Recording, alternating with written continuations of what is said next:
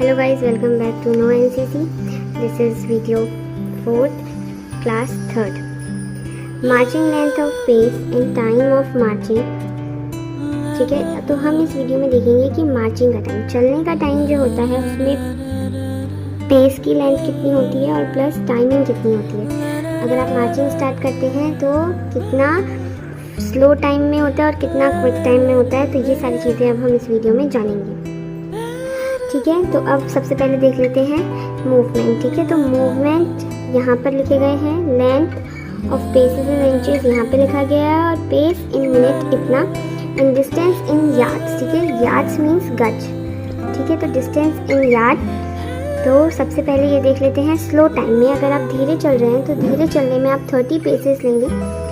Length जो pieces की होगी इंचेस में वो कितनी होगी, 30 इंचेस। ठीक है, उसके बाद पेसेस इन मिनट, एक मिनट में आप कितने स्टेप्स चलेंगे, तो वो है 70 स्टेप्स आपको चलने हैं। और डिस्टेंस इन यार्ड, यार्ड में कितना चलेंगे, तो 60 यार्ड्स या फिर 60 गज आपको चलना है स्लो टाइम में। उसके बाद आता है क्विक टाइम। क्विक टाइम में 30, वही सेम लेंथ हो गई आपकी। उसके बाद 120 स्टेप्स आपको चलने होते हैं और 100 यार्ड्स चलना होता है। उसके बाद स्टेप आउट, स्टेप शॉर्ट और साइड स्टेप, ये है 33, 21 एंड 12।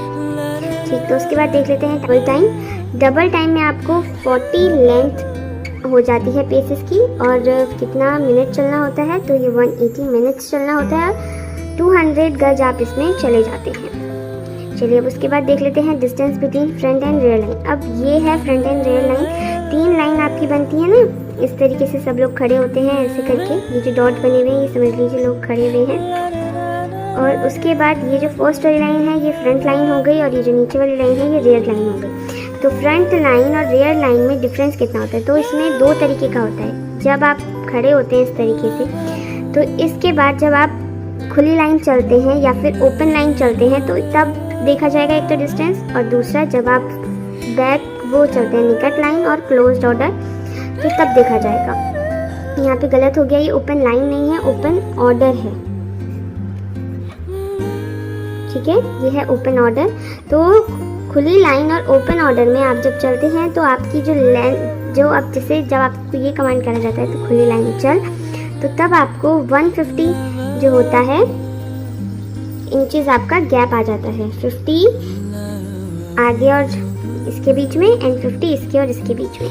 ठीक है, वैसे ही क्या है, the distance between front end rear line निकट लाइन चल। इन निकट लाइन में, निकट लाइन या क्लोज्ड ऑर्डर में आपको 60 इंचेस चलना होता है। मतलब इसके और इसके बीच का जो डिस्टेंस है वो 60 हो जाता है और इसके और इसके बीच का डिस्टेंस 60 हो जाता है। फिर आ जाते हैं अटेंशन और सावधान पे। यहाँ पे मैं ज़्यादा इन्फॉर्मेशन नहीं दूंगी इसके बारे में, इसके लिए भी हमारी एक अलग से वीडियो बनेगी जो कि क्या होगा, ड्रिल मूवमेंट। ये सारी चीज़ें ड्रिल के टाइम पे ही तो होती हैं, तो ये सारा मैं कवर करूँगी दूसरी वीडियो में। मतलब थोड़ा बहुत इसमें भी डिस्कस किया जाएगा इस वीडियो में, लेकिन एक वीडियो इसकी अभी और बनेगी। अभी तो एक नहीं, अभी तो इसकी बहुत वीडियो बनी है।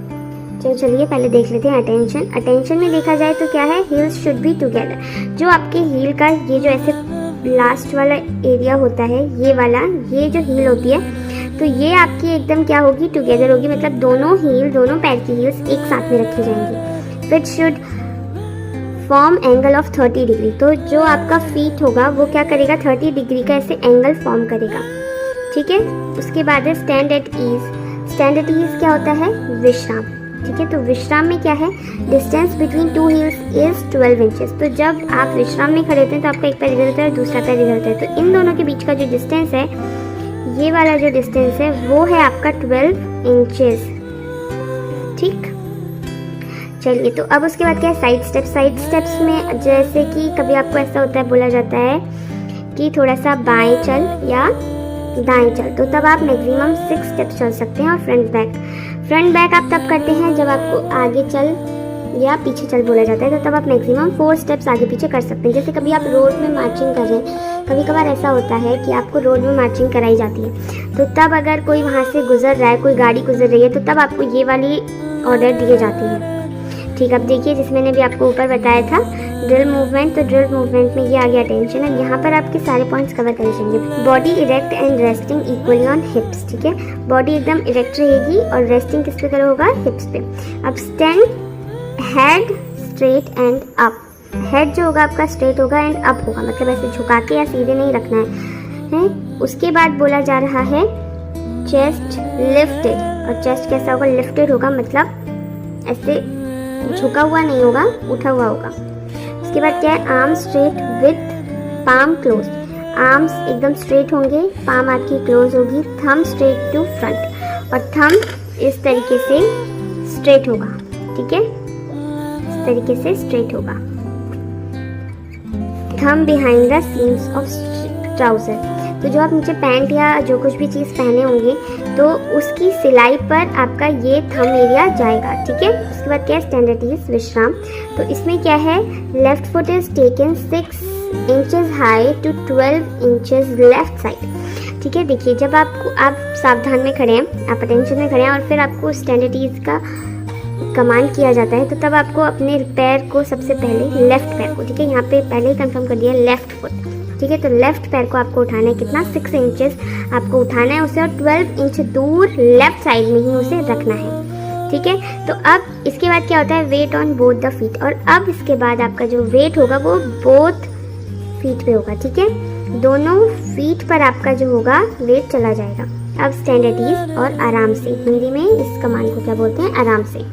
तो body parts and back are relaxed, क्या होगा इसमें, बॉडी पार्ट और बैक जो होगी आपकी वो एकदम रिलैक्स हो जाएगी विद आउट मूविंग लेग्स, और लेग्स को मूव नहीं करना है, बॉडी रिलैक्स होगी, ठीक है, लेकिन आपको लेग्स को मूव नहीं करना है। उसके बाद क्या है, talking, turning of head and using of handkerchief are not allowed, नहीं तो आपको यहाँ पे बात करनी है आराम से कि ऑर्डर की बात आपको नहीं तो बात करनी है, नहीं तो आपको अपना सर घुमाना है, और नहीं आपको अपने हैंकी का यूज़ करना है, ये सारी चीज़ें अलाउ नहीं होती हैं। फिर एक कमांड होती है क्विक मार्च और तेज चल, तो इसमें क्या होता है, left foot and right hand are taken front together and left hand from shoulder goes back, आपको अपना लेफ्ट पैर को, राइट हैंड को बहुत फास्टली आगे लेकर के आना होता है, और अपने लेफ्ट हैंड को शोल्डर से पीछे लेकर के जाना होता है, पाम क्लोज ड्यूरिंग मार्च, लेकिन मार्चिंग के टाइम पे आपका जो पाम होगा मतलब मुट्ठी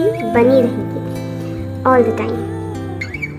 तो इस वीडियो में यहीं तक ही है, नेक्स्ट वीडियो में हम बाकी सारे कमांड्स को भी कवर करेंगे, अप्रॉक्स